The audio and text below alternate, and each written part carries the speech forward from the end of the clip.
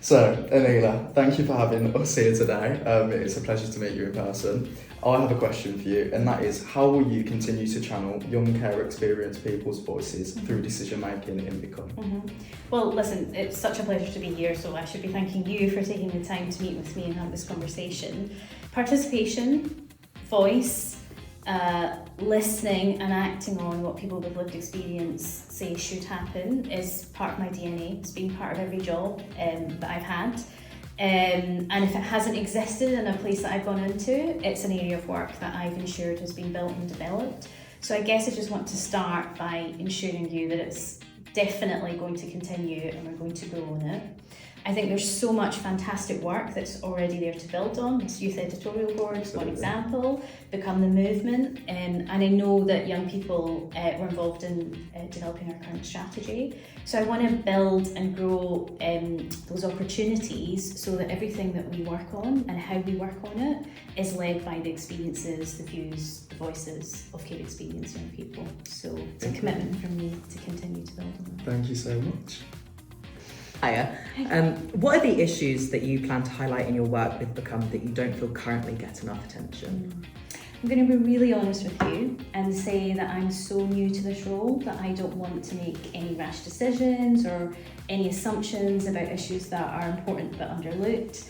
So what I want to do for the first few weeks is to listen and to learn, and that includes having meaningful conversations with care experienced young people, listening to colleagues in the team, listening to partners, and really learning from them what are the issues that are most important and those that we need to continue to fight to improve the systems and to improve support. So my honest answer is to you that I don't know yet. I want you to tell me, I want other care experienced young people to tell me what are those issues that are so vitally important but where the progress is so painfully slow. So what would be your advice for leading an organisation best? I think my kind of key bit of advice is to lead with purpose. Like, the mission is at the core of the organisation. That's what everyone comes to the organisation for, right? Their commitment and their passion around that purpose.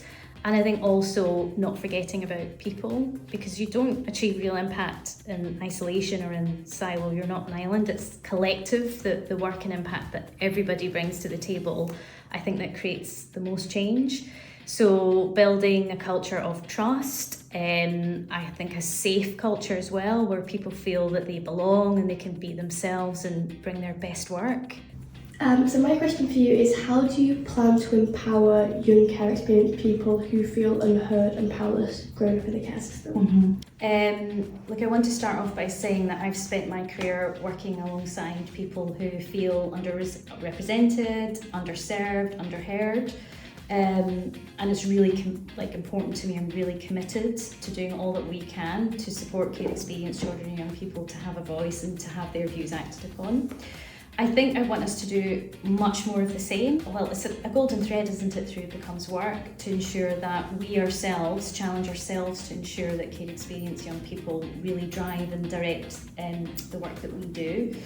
I also, I want to build on stuff that we've already done, but I also want to make sure that we keep challenging the system, because at the end of the day, it's my view, it's not that people don't have the strength, it's that systems don't work for people, right? It's systems that keep people at the margins, and it's systems that continue to fail to act on what time and time again we highlight as being the problems.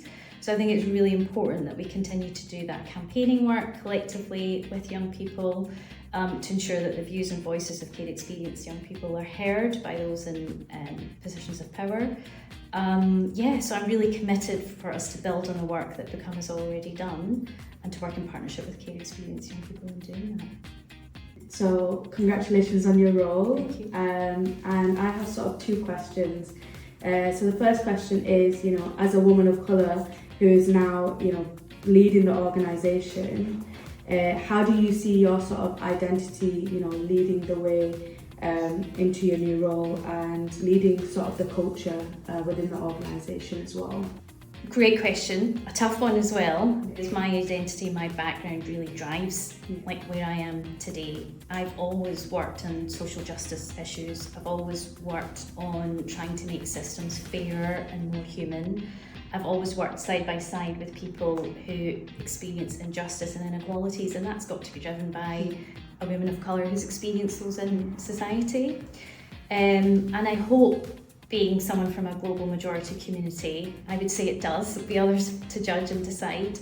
I think that can bring a different perspective and insights. I think it can help to build a culture where everyone does actually feel like they belong. And I bring, a different awareness about issues, and I think it's really important when you have a diversity of perspectives and experiences, because you come to better, I think, decisions, conclusions, direction from having that. And I think I bring a deep commitment to equity and inclusion. I know that's really important to become, and I hope to really build on the great work they've been doing over the last couple of years. The great work we've been doing over the last couple of years, only to get into the practice of saying we now that I've joined, first day of my second week.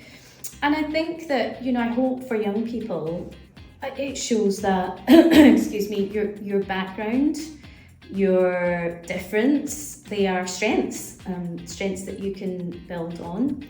I know what it feels like to not belong, or sometimes feel like you don't belong in a space or a room, and I hope by seeing someone from a global majority community in a leadership position, it will help young people to see that actually, no, you belong in that space, and you should be in that space, and you should be listened to.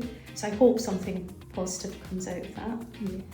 And then what is your sort of, overall message to give to, these young care experienced people who are coming from minorities?